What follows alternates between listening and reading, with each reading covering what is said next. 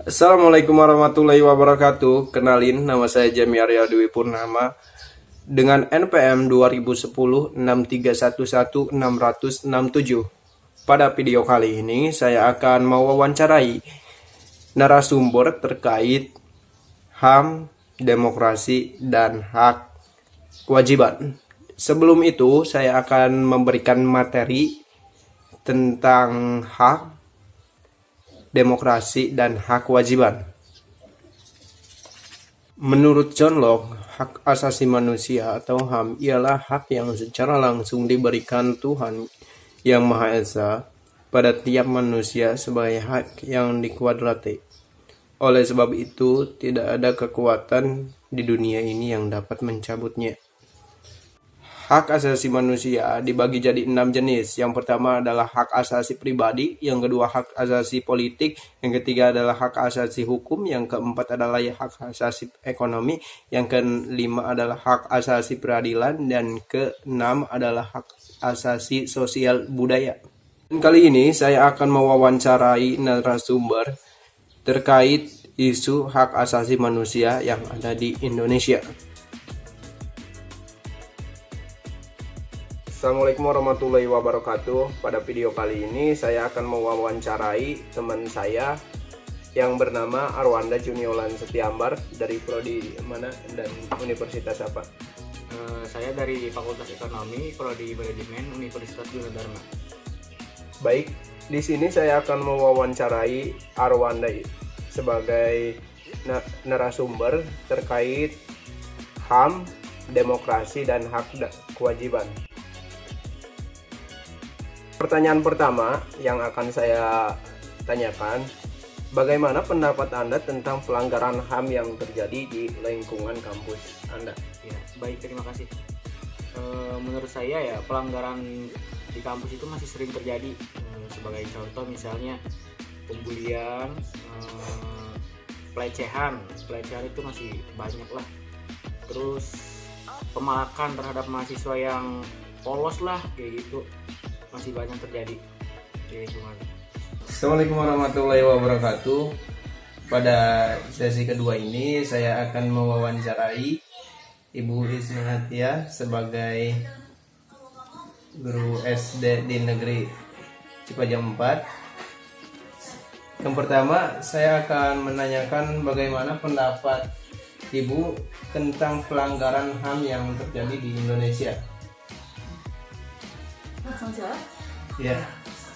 Untuk di Indonesia sendiri sebenarnya pelaksanaan hak asasi manusia ini sudah cukup bagus ya, sudah berjalan berpuluh-puluh tahun ini sudah sangat baik, dan termasuk dengan negeri yang maju seperti ini ya, dengan keanekaragaman ini, pelanggaran HAM di Indonesia menurut saya sangat minim sekali. Adapun yang masih kurang terpenuhi mungkin bukan betul-betul pelanggaran yang fatal seperti itu ya. Mungkin seperti kesejahteraan dari faktor miskin, orang-orang yang terlantar seperti itu yang belum bisa optimal ya dilepaskan oleh atau dipenuhi secara menyeluruh oleh pemerintah.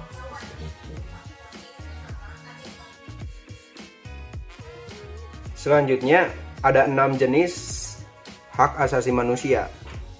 Yang pertama adalah hak asasi pribadi, hak asasi politik, hak asasi hukum, hak asasi ekonomi, hak asasi peradilan, dan hak asasi sosial budaya. Di sini saya akan bertanya, bagaimana menurut Anda pada bagian manakah jenis HAM manakah yang harus ditingkatkan oleh pemerintah Indonesia? Baik, menurut saya ya, yang paling utama itu hak asasi hukum. Soalnya di Indonesia itu hukumnya belum adil, belum tegas, apalagi sama masyarakat kecil yang tidak pernah didengar suaranya, kayak gitu. Iya. Baik, untuk pertanyaan kedua, menurut Ibu, pada bagian jenis HAM manakah yang harus ditingkatkan lagi oleh pemerintah Indonesia?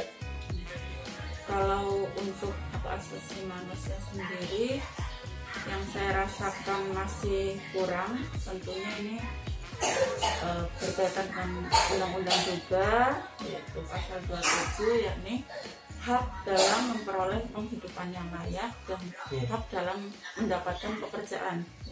Jadi seperti yang kita ketahui bahwa di Indonesia ini tingkat penganggurannya masih sangat tinggi. Bahkan jangankan yang lulusan dari SD, SMP ataupun SMA, untuk saat ini banyak sekali sarjana-sarjana muda itu masih belum mendapatkan pekerjaan seperti itu. Jadi mungkin hak untuk penghidupan yang layak dan hak dalam memperoleh pekerjaan ini yang perlu ditingkatkan lagi. Apalagi sekarang di eranya pandemi. Iya, apalagi malah justru banyak yang sudah bekerja tapi di PHK atau dirumahkan. Seperti itu. Pada pembahasan kedua tentang demokrasi itu sendiri dibagi menjadi dua kata. Yang pertama demos berarti rakyat dan kratos yang berarti kekuasaan dari bahasa Yunani. Menurut Abraham Lincoln, demokrasi adalah suatu pemerintahan dari rakyat, oleh rakyat, dan untuk rakyat. Demokrasi berarti pemerintahan yang dilaksanakan oleh rakyat, baik langsung maupun tidak langsung melalui perwakilan setelah melalui proses pemilu yang langsung, umum, bebas, rahasia, jujur, dan adil. Pelaksanaan demokrasi dibedakan menjadi demokrasi langsung dan demokrasi tidak langsung. Demokrasi langsung yaitu suatu demokrasi di mana rakyat secara langsung menggunakan haknya dalam menetapkan kebijakan publik. Demokrasi tidak langsung yaitu rakyat menggunakan hak-haknya melalui orang-orang yang dipercaya. Saya akan mewawancarai narasumber terkait demokrasi.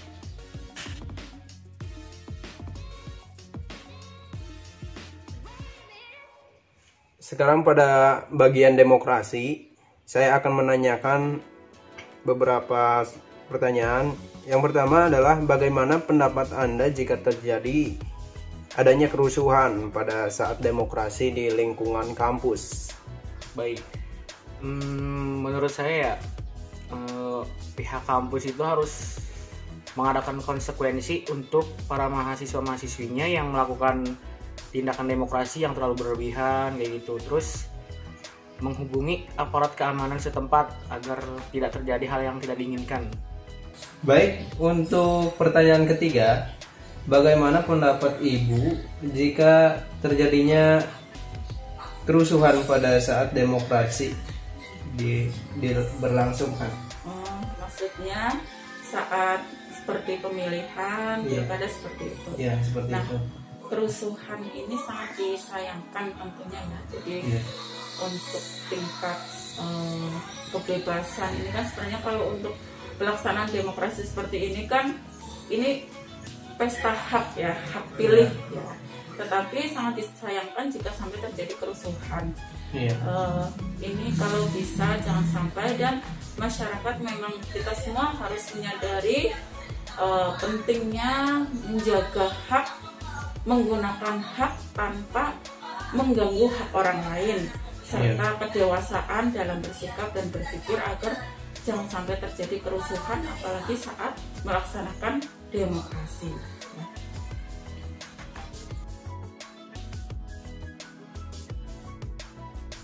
Menurut Anda, sudah tepatkah demokrasi Pancasila dijadikan wujud demokrasi di Indonesia?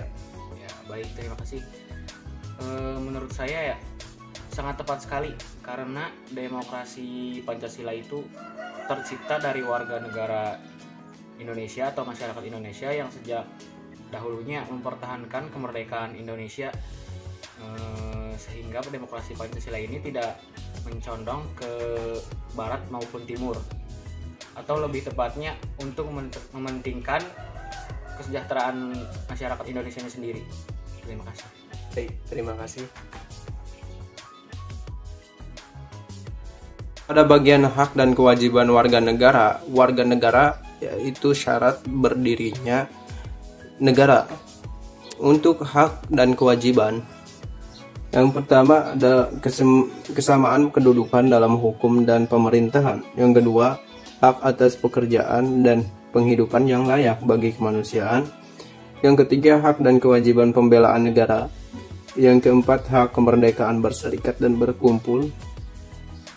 Yang kelima, hak dan kewajiban di pertahanan dan keamanan negara. Yang keenam, hak mendapat pendidikan. Yang ketujuh, hak kemerdekaan untuk memeluk agama. Ini saya juga akan mewawancarai narasumber terkait hak dan kewajiban. Selanjutnya, bagaimana pendapat Ibu tentang masyarakat yang sudah berhak memilih dalam pemilihan umum, tetapi tidak mau ikut untuk memilih?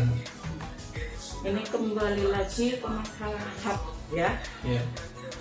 Dalam hal ini orang tersebut sudah memiliki hak untuk memilih dan dia memilih untuk tidak menggunakan haknya ya, atau tidak menggunakan hak pilihnya. Ini sebenarnya sah-sah saja menurut saya ya. Baik mau memilih atau tidak itu keputusan orang tersebut dan hak dari orang tersebut. Tetapi sangat disayangkan sebenarnya. Karena apa? Karena dia sudah memiliki hak pilih dan tidak dimanfaatkan dengan baik. Sementara ada beberapa golongan atau beberapa orang yang malah justru sebaliknya menginginkan hak pilih, tetapi hak pilihnya tidak sedang dicabut atau tidak memiliki hak pilih seperti itu. Jadi kalau lebih baik ya sudah mendapat hak pilih ya, gunakan dengan baik hak pilih tersebut. Baik, itu saja dari pertanyaan yang saya berikan kepada narasumber. Sekian dari saya. Wassalamualaikum warahmatullahi wabarakatuh.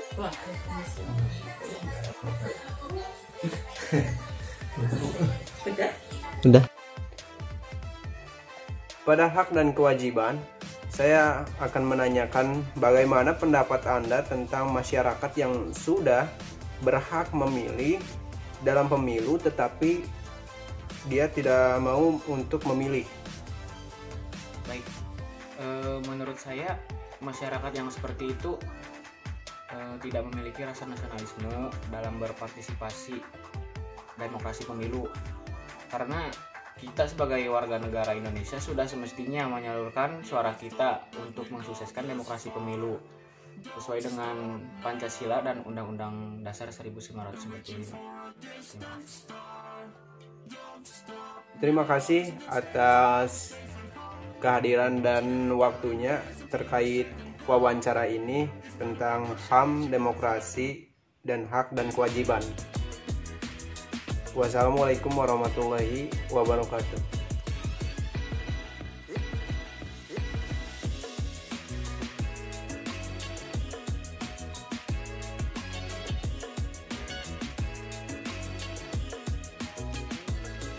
Itulah wawancara saya dengan para narasumber, dan saya berkesimpulan bahwa hak asasi manusia seharusnya dimiliki oleh manusia itu sendiri, karena tidak lain itu adalah hak dan kewajiban yang harus dipenuhi oleh manusia.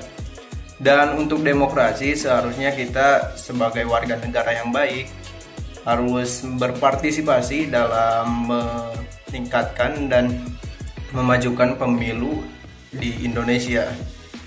Dan hak dan kewajiban kita selalu, dan kewajiban warga negara dalam yang 7 hak dan kewajiban warga negara yang telah saya sampaikan itu harusnya dilaksanakan oleh kita warga negara Indonesia.